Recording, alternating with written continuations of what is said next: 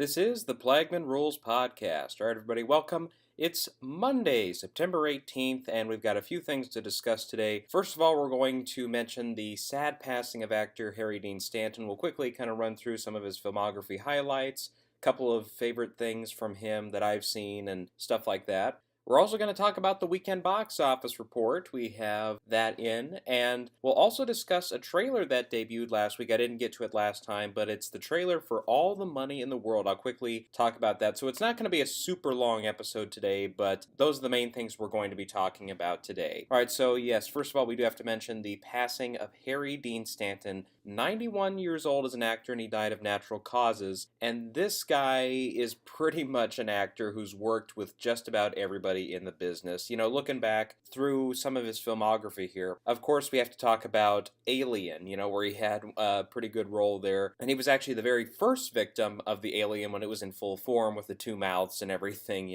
aside of course from John Hurt, who, had the face hugger thing, and actually both of them are now gone. Kind of sad to think about it that way. But of course he would have other famous roles like Christine. He had a nice supporting role in Red Dawn, had a small part in The Last Temptation of Christ, a small part in The Green Mile, Fear and Loathing in Las Vegas, The Straight Story. He had a very memorable little almost cameo performance in The Avengers, where he was the janitor that speaks with Mark Ruffalo after he's crashed down into the old abandoned airport or whatever it was. And more recently, he was in Lucky, and this is one that I have not seen yet. It actually has not been released to the public yet, but almost immediately it got a little Oscar attention. Now, of course, we've seen several historical examples of famous actors who really had not been recognized before getting nominated, at least for their category, if they do happen to pass away in the same year as the performance. That happened with The Postman. Another example, but a more famous actor who was out and about more, was Spencer Tracy for Guess Who's Coming to Dinner, but that was kind of a different example there. Now, of course, while we're talking about some other films, Pretty in Pink, I think, is one that a lot of people who really love the John Hughes movies, of course, they'll think back to that one and they'll probably recognize him most from that. But the one that probably will go down in history as his best performance, the one that everybody's going to talk about, is Paris, Texas. Of course, the film won the Palme d'Or at the Cannes Film Festival that year. Probably the most praise he's ever gotten as an actor, aside from this most recent performance in Lucky. And again, that one hasn't come out yet, so we'll see how that one does. And of course, even more recently, he was in Twin Peaks,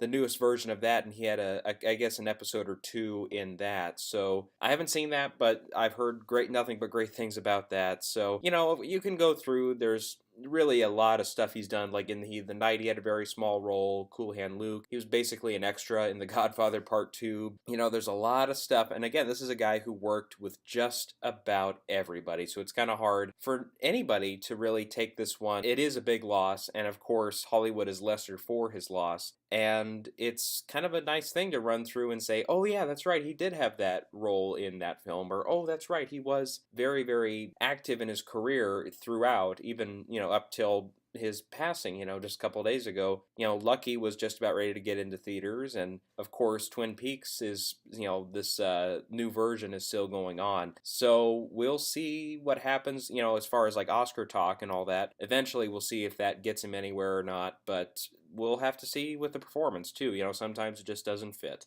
Okay, so once again, it was very sad to hear about his passing. Now we'll move on to the weekend box office estimates here. Again, I am recording this on Sunday, so they're just estimates at this point. But regardless, I don't see too much changing here, because it, again, was just knocking on the door of more box office records and has become, in just 10 days, the highest grossing film ever to be released in the month of September. Not too surprising. Another $60 million this weekend. That is about 51% down, which was actually a lot more than I was thinking. And I mean, a lot more is in the actual gross. I was thinking it would be very, very front-loaded and very first weekend heavy at the box office. I was anticipating maybe like a 60 or 65% drop. But still, this is, especially again for a horror movie, which have been known to really open well and then immediately just dissipate more and more and more as they go. That has not been the case for a lot of recent examples of horror films. Like Lights Out last year performed really well and kept getting those repeat audiences and audiences who came late to the film like me. I saw it when it was out for 4 or 5 weeks. And Don't Breathe last year was another one that really held well at the box office. And Get Out this last February did spectacular business at the box office and got close to 175 million or maybe a little more. But still, it,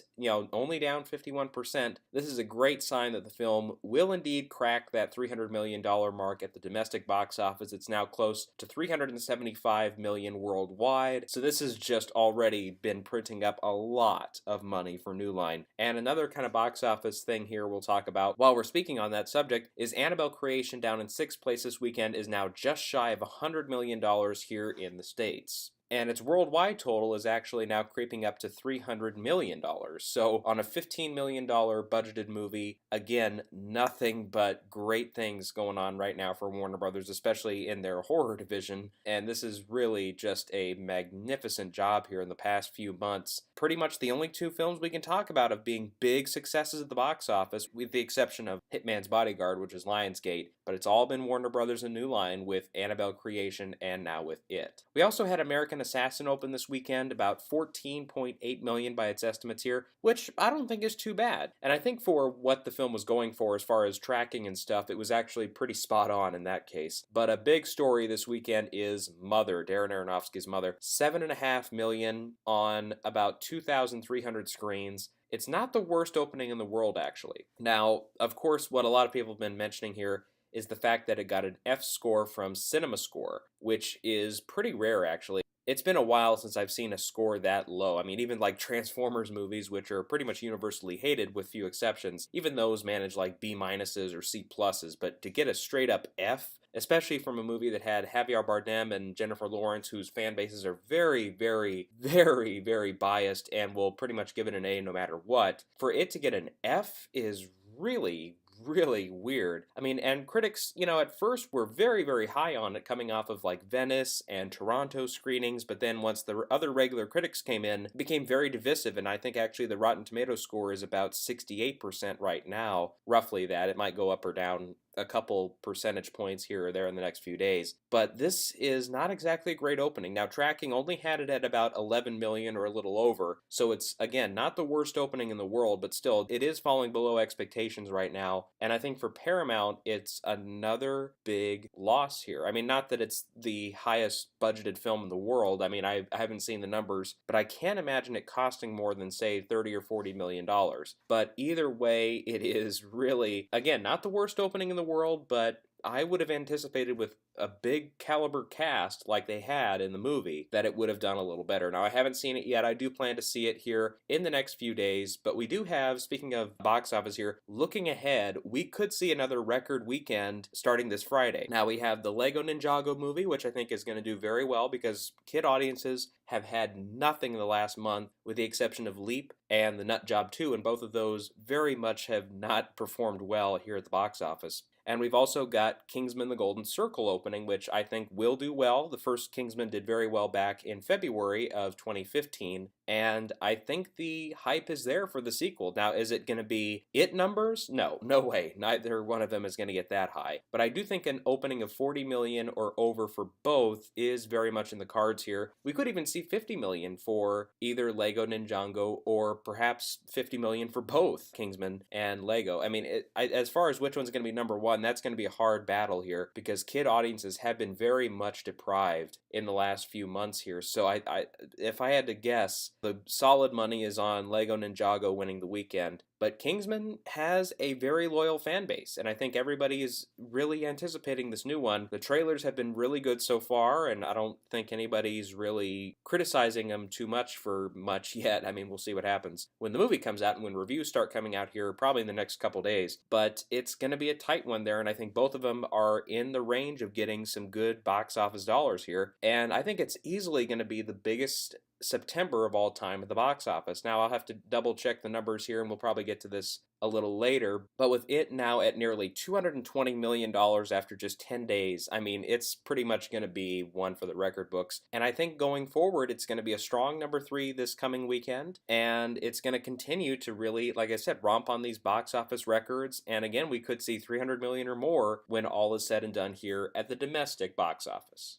Okay, last thing we'll mention here quickly, we'll kind of run through the trailer that I saw last week for All the Money in the World. This came out, I think it was Thursday morning. And this is one that's kind of interesting for me because it is directed by Ridley Scott and it's got a really good cast in it with Timothy Hutton in a supporting role. And you've got Michelle Williams leading the cast, Mark Wahlberg's in there, and Kevin Spacey. We'll get back to him in a minute here. But it's kind of interesting because we have a FX series in the works now called Trust, and it's going to cover the same subject matter of the kidnapping of John Paul Getty III. Now, this is a case where I'd probably heard of it once or twice, and it is set in the 70s, which, if you've been listening to me for a while here, you'll know that the 70s, no matter what the subject matter is, whether it's a documentary, actual filmmaking, or books, whatever, the 70s are my favorite time period to go into and to look back in retrospect, or whatever the case is. I think it's just the most fascinating decade of American history, and it's really bordered with just hundreds of great events or mysterious events or angry events of the people, and, it's just so fascinating. And the wardrobe and the music, it's just everything from the 70s, including films, were really revolutionary in some cases. And this is really kind of a story that I'd probably heard of once or twice, but I don't really know in depth, and I kind of looked up a few things on the case here in the past couple days, but I don't know if this one's going to be a big, strong Oscar contender or not. It could be, maybe it won't be, but